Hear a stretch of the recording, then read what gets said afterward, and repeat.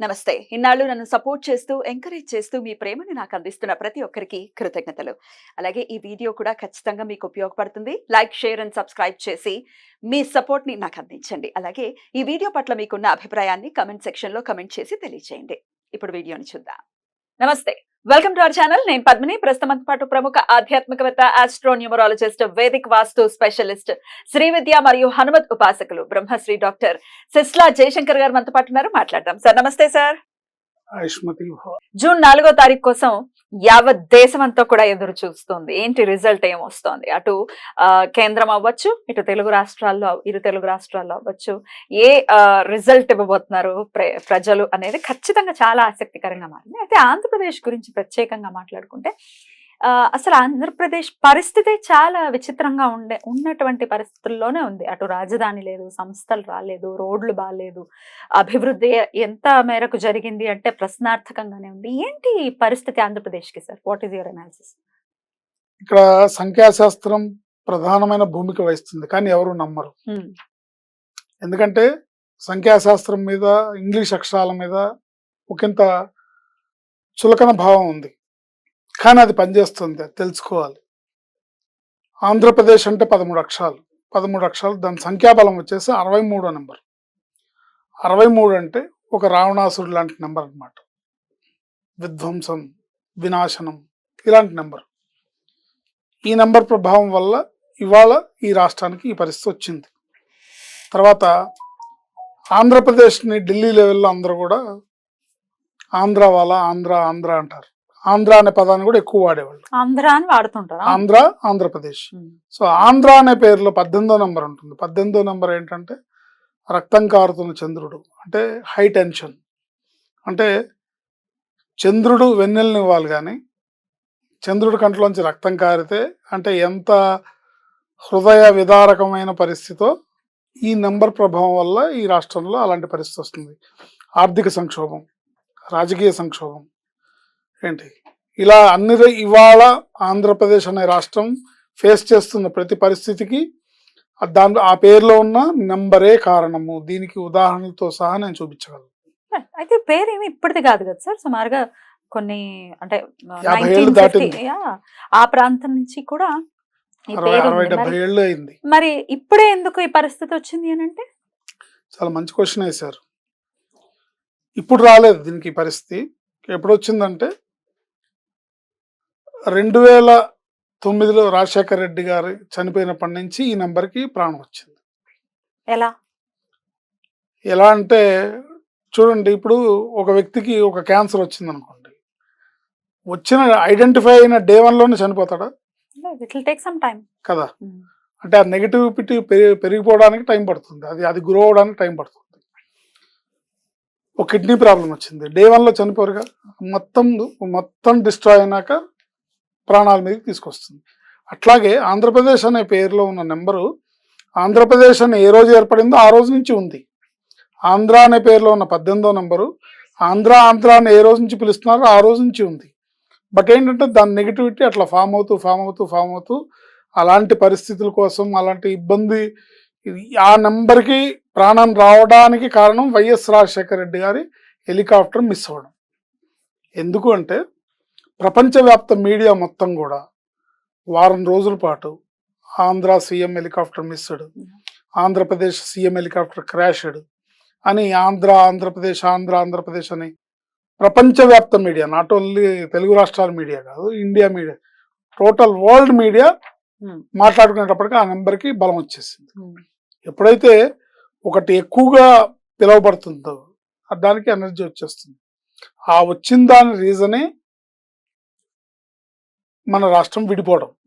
అయితే దీనికి బీజం ఎప్పుడు పడిందంటే, అంటే ప్రధానికి ఒక రీజన్ ఉంటుంది. దీనికి బీజం ఎప్పుడు పడింది అంటే, ఇది ఎలా రావాలి అనేది సాకారం చేసుకోవడానికి 1999లో చంద్రబాబు నాయుడు గారు కేసీఆర్ గారికి మినిస్టర్ పదవి ఇవ్వకపోవడం దగ్గర పడింది బీజం. ఇవ్వకపోవడం వల్ల ఆయనకి మంత్రి పదవి రాలేదు కాబట్టి ఆయన తెలంగాణ రాష్ట్ర సమితిని ఒకటి పెట్టారు,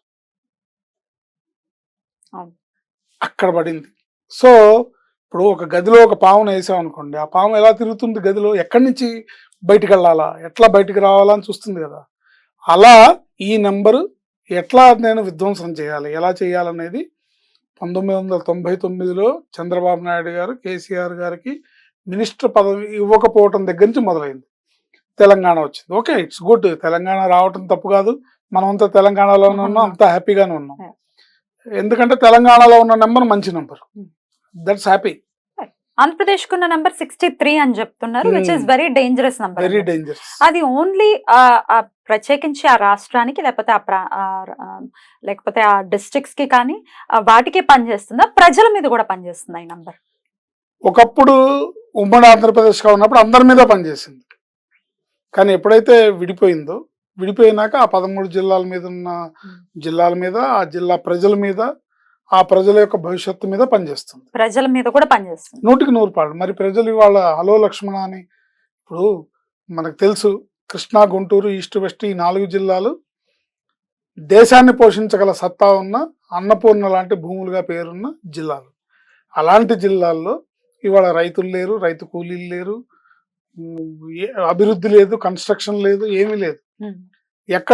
ఎక్కడ బిజినెస్ బాగా జరుగుతుంది అనగా సాయంత్రం అవగానే వైన్ షాపుల దగ్గర బాగా బిజినెస్ జరుగుతుంది.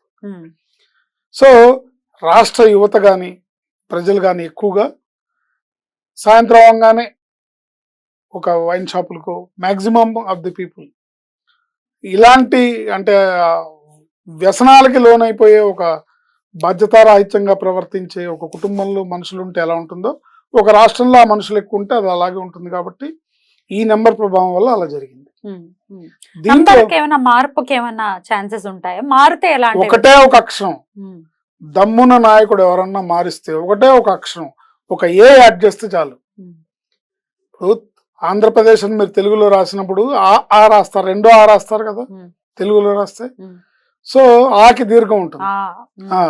సో ఒక ఏ యాడ్ చేసి AANDHRAPRADESH అంటే ఈ 13 అక్షరాలు కాస్త 14 అక్షరాలు అవుతాయి. 63వ నెంబర్ కాస్త 64వ నెంబర్ అవుతుంది. దేశాన్ని లీడ్ చేసే నాయకత్వం ఇక్కడి నుంచి మొదలవుతుంది. అంతటి అభివృద్ధిలోకి వస్తుంది, బ్రహ్మాండమైన అభివృద్ధిలోకి వస్తుంది. దేశానికి తలమానికంగా నిలబడే రాజకీయం కానివ్వండి, ప్రజలు కానివ్వండి. ఒకప్పుడు కృష్ణా, గుంటూరు జిల్లాల నుంచి పుట్టిన వాళ్ళు సినిమా హీరోలు అయ్యారు, పెద్ద పెద్ద స్టార్స్ అయ్యారు, రాజకీయ నాయకులు ఉన్నారు, ఎంతో చరిత్ర ఉంది. బట్ అదంతా కూడా పోయి ఇప్పుడు ఇవాళ రోజున ప్రభుత్వం ఇచ్చే ఉచిత పథకాలకి, తాయిలాలకి, ఈ సంక్షేమ పథకాల మీద డిపెండ్ అయిపోయి బతకాల్సిన పరిస్థితి బిలో పావర్టీ లెవెల్లో చాలా మందికి ఉంది. వాళ్ళందరూ కూడా అదే ఓట్ బ్యాంకింగ్ కింద అదే జరుగుతోంది, ఓట్ బ్యాంక్ రాజకీయం. ఒక సామాన్యులే న్యూమరాలజీని నమ్మటం లేకపోతే దాని హెల్ప్ తీసుకోవటం అనేది చేయకుండా ఉన్న ఈ పరిస్థితుల్లో ఒక రాష్ట్రానికి న్యూమరాలజీ ప్రకారం రాష్ట్రానికి పేరు పెట్టడం అనేది సాధ్యపడేటటువంటి అంశమేనా? చెప్పాను కదండి, దమ్మున్న నాయకుడు ఉంటే సాధ్యపడుతుంది. స్వర్గీయ వైఎస్ రాజశేఖర రెడ్డి గారు కారణం లేకుండా కడప అనే ఊరి పేరు స్పెల్లింగ్ మార్చారు. ఇంతకుముందు కడప అనే ఊరికి CUDDAPPAH అని ఉండేది స్పెల్లింగ్. దాన్ని రీజన్ ఏం లేదు, న్యూమరాలజీ సంఖ్యాబలం ఏం లేదు, ఆయనకి ఎవరేం చెప్పలేదు. ఆయనకి బేసిక్గా ఆ స్పెల్లింగ్ నచ్చలేదు. చాలామంది చదువుకున్న వాళ్ళకి అది నచ్చలేదు. అది పలుకుతానికి ఎప్పుడో బ్రిటిషర్స్ పెట్టిన పేరు అది. దాన్ని సింపుల్గా ఒక జీవోతో KADAPA కింద మార్చేశారు.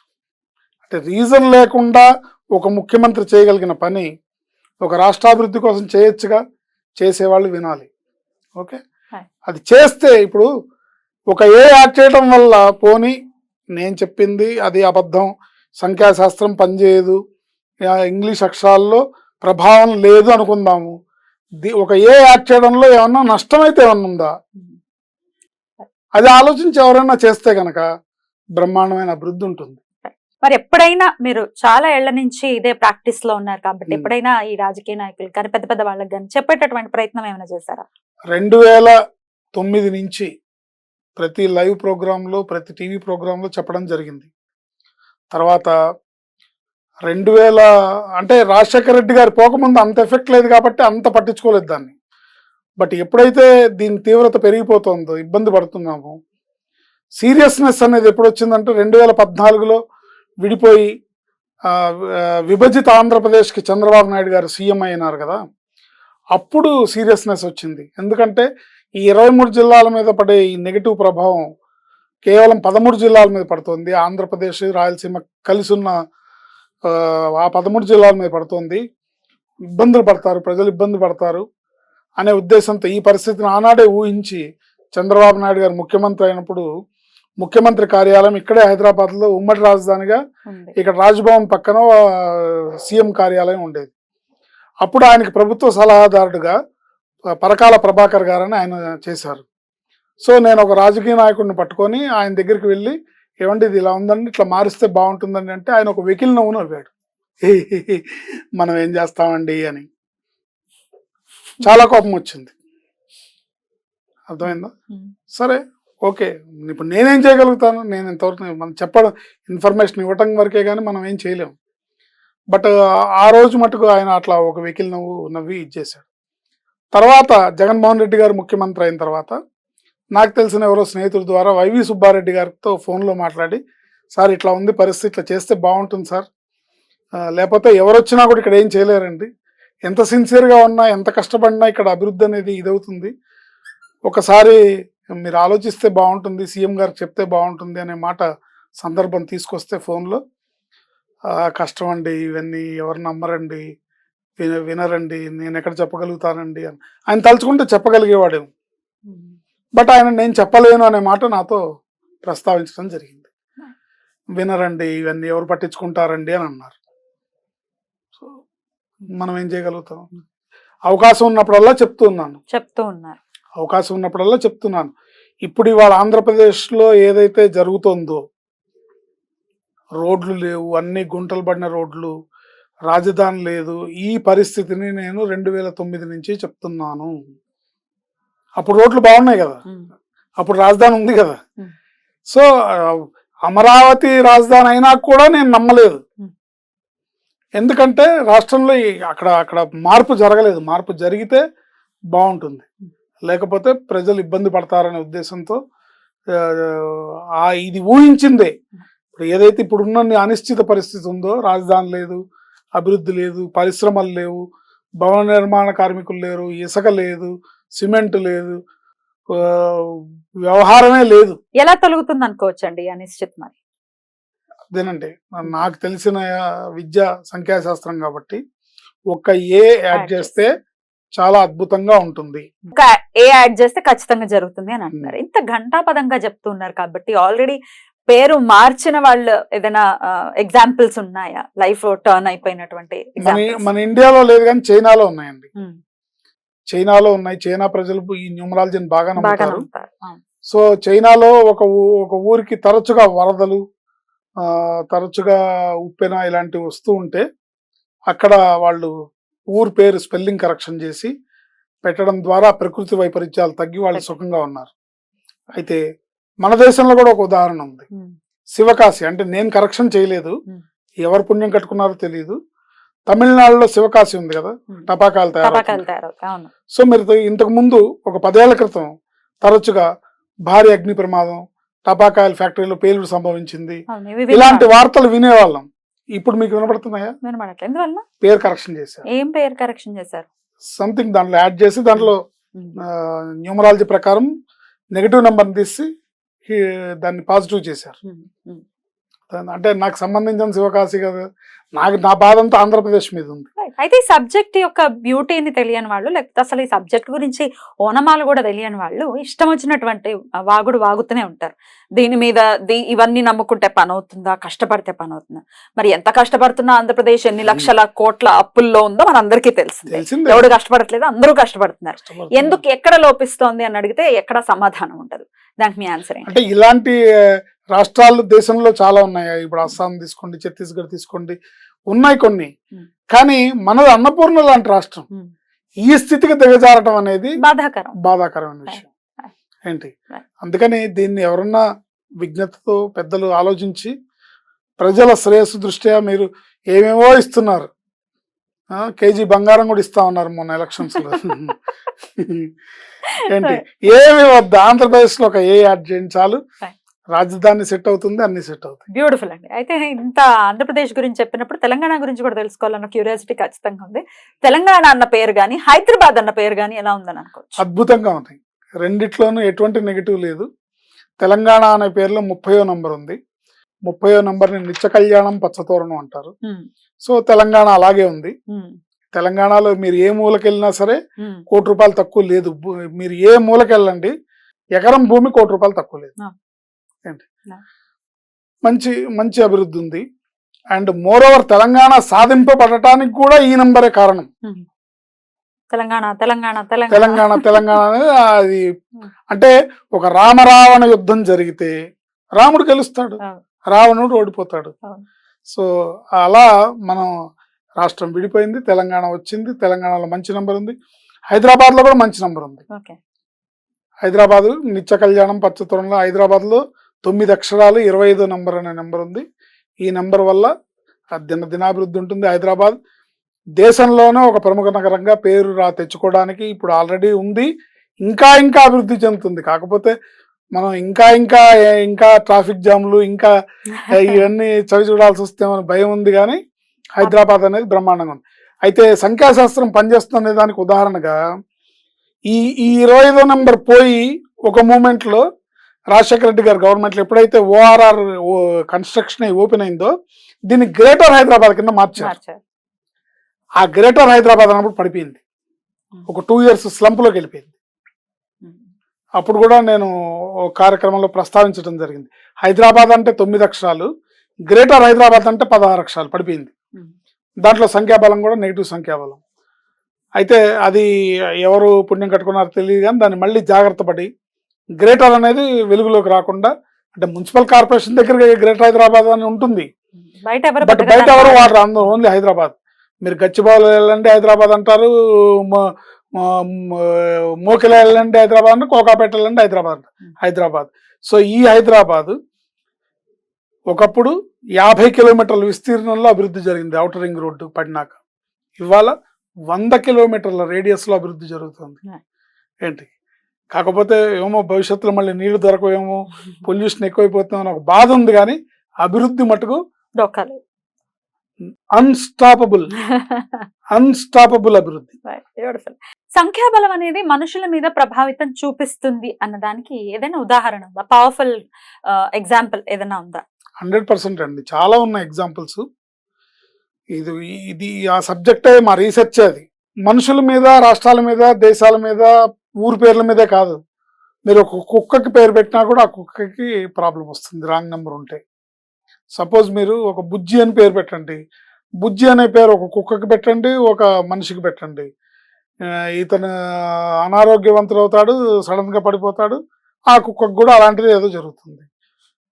వన్ ఫైన్ మార్నింగ్ మున్సిపాలిటీ వాళ్ళకి దొరికి ఎలక్ట్రిక్ అగ్రివేట్కి వెళ్ళిపోతుంది. సో సంఖ్యాబలం తప్పకుండా పనిచేస్తుంది. మీకు ఎందుకు ఇప్పుడు మనం ఆంధ్రప్రదేశ్ గురించి మాట్లాడుకుంటున్నాం కాబట్టి సమయం వచ్చింది కాబట్టి నేను చెప్తాను. వైఎస్ రాజశేఖర రెడ్డి అనే పవర్ఫుల్ నెంబర్ వల్ల ఆయన నాయకత్వం ఎంత బలమైన నాయకత్వంగా అయిందంటే, రెండోసారి కూడా ఆయన ముఖ్యమంత్రి అయ్యారు. 2004లో ఒకసారి అయ్యారు, మళ్ళీ 2009లో అయ్యారు. బలంగా అయ్యారు. వైఎస్ రాజశేఖర రెడ్డి అనే పేరులో ఉన్న బలమైన నెంబర్ ఆయన్ని తిరుగులేని నాయకుడిగా తీర్చిదిద్దింది. ఏంటి ఎట్ ద సేమ్ టైం ఆయన్ని రాజన్న అని కార్యకర్తలు, రాజన్న అని అది నెగిటివ్ నెంబర్, రాజా అని దగ్గర వాళ్ళు, ఇప్పుడు కేవీపీ రామచంద్రరావు గారు అంటే ఆయన సమకాలికులు ఎవరు అందరూ కూడా రాజా రాజా అని పిలిచేవాళ్ళు. రాజా అని పిలిస్తే అది కూడా నెగిటివ్ నెంబర్, రివర్స్ నెంబర్.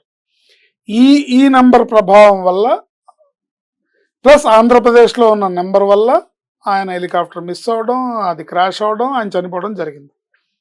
తర్వాత నెక్స్ట్ ఎగ్జాంపుల్, నెక్స్ట్ ఎవరిని సీఎం చేయాలి అని అన్నప్పుడు లిస్టులో లేని వ్యక్తి కిరణ్ కుమార్ రెడ్డి గారు. కిరణ్ కుమార్ రెడ్డి గారు ముఖ్యమంత్రి అయ్యారు. ఎందుకు అంటే ఆయన రాజశేఖర రెడ్డి గారి గవర్నమెంట్లో స్పీకర్ గాను, అంతకుముందు ఒక టర్మ్లో చీఫ్ విప్ గాను పనిచేశారు.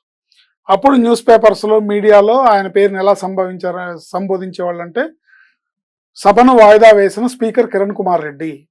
కిరణ్ కుమార్ రెడ్డి అనే పూర్తి పేరు వాడేవాడు. సభను వాయిదా వేసిన కిరణ్ కుమార్ రెడ్డి, ప్రతిపక్షాలకు వార్నింగ్ ఇచ్చిన స్పీకర్ కిరణ్ కుమార్ రెడ్డి, ఇట్లా స్పీకర్ కిరణ్ కుమార్ రెడ్డి లేదా chief whip Kiran Kumar Reddy, chief whip Kiran Kumar Reddy అని వేసేవాళ్ళు. ఆ కిరణ్ కుమార్ రెడ్డి అనే పేరులో ఉన్న 15 అక్షరాలు, దాంట్లో ఉన్న 42వ నెంబర్ అనే అష్టైశ్వర్యాలు భోగభాగ్యాలు ప్రసాదించే నంబరు ఆయన్ని ముఖ్యమంత్రిని చేసింది. లిస్టులో లేడు ఆయన. బట్ ఎవరు అని అనుకున్నప్పుడు ఎప్పుడైతే పేరులో నెంబర్ బాగుంటుందో వాళ్ళు ఆటోమేటిక్గా మిగతా వాళ్ళని తోసుకుంటూ ముందుకు వచ్చేస్తుంది వాళ్ళ పేరు. సీఎం అయ్యాడు. బట్ ఆ సీఎం అవడమే ఆయనకు బ్యాడ్ లక్ అయింది. ఎందుకంటే సీఎం అయిన మరుక్షణం ఆయన పేరుని డిఫరెంట్ ఫార్మాట్స్లోకి మార్చేశారు. ఎలా? నల్లారి కిరణ్ కుమార్ రెడ్డి అవును. Negative, N Kiran Kumar Reddy negative, ఢిల్లీకి పయనమైన కిరణ్ నెగటివ్, సోనియాతో భేటీ అయిన కిరణ్ రెడ్డి నెగటివ్. సో కిరణ్ కుమార్ రెడ్డి అనేది ఒక్కటే ఆయన పేరులో ఫార్మాట్ బాగుంది. Nallari Kiran Kumar Reddy negative, N Kiran Kumar Reddy negative, Kiran Reddy negative, CM Kiran negative. ఇన్ని రకాల నెగటివ్స్ ఆయన మళ్ళీ కనుమరుగయ్యేలా, రాజకీయాలకి కొంతకాలం దూరంగా ఉండేలా దాని ప్రభావం చూపించింది. ఇప్పుడు పాపం ఆయన వస్తున్నారు. సరే ఏదైనా కానీ పేరు అట్లా పేరు అంత ఇంపాక్ట్ చూపిస్తుంది. సో అయితే ఒక్కోసారి ఏమవుతుందంటే ఇప్పుడు పేరు బాలేని వాళ్ళు కూడా అధికారంలోకి ఒక్కోసారి వస్తారు. ఎగ్జాంపుల్ కి జగన్మోహన్ రెడ్డి గారు పేరు బాలేదు. ఆయన పేరు జగన్ అన్న బాగుండదు, నెగిటివ్ నెంబరే. జగన్మోహన్ రెడ్డి అన్న నెగిటివ్ నెంబరే. వైఎస్ జగన్ అన్న నెగిటివ్ నెంబరే. వైఎస్ జగన్మోహన్ రెడ్డి అన్న నెగిటివ్ నెంబరే. పేరు బాగుంటుంది సార్. అయితే రాంగ్ నెంబర్ ఉన్న రాష్ట్రం ఆయన అధికారం, ఆయనకి అది పూలపాన్పు కాదు, ముళ్ళ కిరీటం. కరెక్ట్. దాన్ని ఫేస్ చేయాలి కాబట్టి వచ్చారు. కరోనా రావటం, ఆయన అధికారంలోకి వచ్చిన వెంటనే ఇప్పుడు ఏ పార్టీ వచ్చినా ఇప్పుడు రేపొద్దున జూన్ 4లో ఎవరు గెలిచినా సరే ఒక 2 ఏళ్ళ వరకు దాన్ని కొంచెం పరిస్థితులు చక్కబెట్టే వరకు వాళ్ళకి అది ముళ్ళ కిరీటమే తప్ప అది పూలపాన్పు కాదు. బట్ ఎవరికి వాళ్ళు వాళ్ళ ఉనికిని చాటుకోవడానికి, వాళ్ళ భవిష్యత్తుని ముందుకు తీసుకెళ్ళడానికి చంద్రబాబు నాయుడు గారు ఈ టర్మ్లో సీఎం కాకపోతే ఇంకా మళ్ళీ లైఫ్లో ఛాన్స్ వస్తుందో లేదో తెలియదు. 74 ఏళ్ళు ఆల్రెడీ ఆయనకి. నెక్స్ట్ ఎలక్షన్కి ఆయనకి 80 వచ్చేస్తాయి, 79, 80 వచ్చేస్తాయి. సో మళ్ళీ ఛాన్స్ ఉంటుందో లేదో తెలియదు. ఇటు జగన్మోహన్ రెడ్డి గారు చూస్తే ఆయనకి అవసరం కంపల్సరీ మళ్ళీ అధికారంలోకి రావడం. ఎవరు వస్తారని అనుకోవచ్చు. June 4th రిజల్ట్స్ వస్తాయి అనుకోవచ్చు. ప్రజల అదృష్టం ఎలా ఉంటే అలా జరుగుతుంది. బుద్ధి కర్మానుసారిని అన్నట్టుగా ప్రజలు చేసుకున్న దీనికి. ఎందుకంటే ప్రజల్లో ధనదాహం, కొంచెం ధనం ప్రభావం ఎక్కువైంది కాబట్టి, దానికి తోడు నేను అందరినీ అనట్లేదు కానీ కొంతమంది మీడియా వ్యక్తులు కూడా హీరోని కావాలంటే జీరోని చేసేయచ్చు, జీరోని కావాలంటే హీరోగా ప్రొజెక్ట్ చేయొచ్చు. ఇలాంటి కాలం నడుస్తున్న ఈ టైంలో ఎవరు వస్తారనేది ఎగ్జాక్ట్లీ అంటే అది ప్రజల ఫేట్ మీదే ఆధారపడి ఉంటుంది. చూద్దాం, వెయిట్ అండ్ సీ. కేంద్రంలో అయినా చెప్పండి, కేంద్రంలో ఎవరు వస్తారు అనేది. కేంద్రంలో 400+ సీట్స్ తో ఎన్డీఏ గవర్నమెంట్ వస్తుంది. నరేంద్ర మోడీ గారు అనుకున్న చట్టాలన్నీ తీసుకొస్తారు, ఆయన అనుకున్నవన్నీ చేస్తారు. 100% 400+ సీట్స్ తో బీజేపీ రాబోతుంది. అంటే ఎన్డీఏ కూటమి మొత్తం. అదే. అయితే నాకు ఒక ఆశ ఏంటంటే, ఒక రాష్ట్రంలో కూడా కూటమికి అవకాశం ఉంది అని అనుకోవడానికి కారణం ఏంటంటే, ఆ 400 సీట్లలో 17-19 సీట్లు ఆంధ్రప్రదేశ్ నుంచి వస్తాయి. సో కమలం కేసిన వాళ్ళు జాలిపడి సైకిల్ కో గాజు గ్లాస్ కో కూడా వేస్తారని ఒక ఆశ. చూడాలి మరి ఏం జరుగుతుందో తెలీదు. ఆంధ్రప్రదేశ్ ఎవరు వచ్చినా సరే రాష్ట్రం బాగుండాలి, ప్రజలు బాగుండాలి, అందరూ బాగుండాలి, అందులో మనం ఉండాలి. తప్పకుండా ఆంధ్రప్రదేశ్ లో ఏ అనే ఒక్క అక్షరమే ఫైట్ మొత్తాన్ని మారుస్తుంది అని అంటున్నారు. కాబట్టి ఎప్పటికైనా మీ కళ సాకారం అవ్వాలి. ఇది మీరు చాలా ఆద్రతతో చెప్తున్నారు. మనకి ఏ పొలిటికల్ పార్టీ మీద పక్షపాతం లేదు, దాని వల్ల మీకు వచ్చే లాభం కూడా లేదు. ఎవరి మీద వీళ్ళంటే ఇష్టం లేదు అనేది కూడా లేదు. నాకు అందరూ ఇష్టమే. జగన్మోహన్ రెడ్డి గారు యువ నాయకుడు, ఆయనంటే ఇష్టమే. చంద్రబాబు నాయుడు గారు మంచి అడ్మినిస్ట్రేటర్, ఆయనంటే ఇష్టమే. పవన్ కళ్యాణ్ గారు నిస్వార్థమైన వ్యక్తి, ఆయనంటే ఇష్టమే. అండ్ ఆయన 10 ఏళ్ల నుంచి ఓటమిని తట్టుకొని ఈ మాత్రం నిలబడ్డారంటే అలాంటి నాయకుడిని చూసి నేర్చుకోవాలి. ఏంటి ఓటమి నుంచి ఎట్లా బయటికి రావాలి, ఎలా ముందుకెళ్ళాలి, ప్రజల్ని తనని నమ్ముకున్న వాళ్ళని ఎట్లా ముందుకు తీసుకెళ్లాలనేది ఆయన చూసే నేర్చుకోవచ్చు. సో అందరూ మంచి వాళ్ళే. బట్ ఏంటంటే ఈసారి మటుకు బలంగా కూటమికి అవకాశాలు ఉన్నాయి. ఫైనల్లీ చెప్పేశారు. ఎనీవేస్ June 4th ఏం జరుగుతుంది అనేది డెఫినెట్ గా ఆసక్తికరంగా తెలియజేశారు. Thank you so much sir. నమస్తే. ఆయుష్మతి భవ.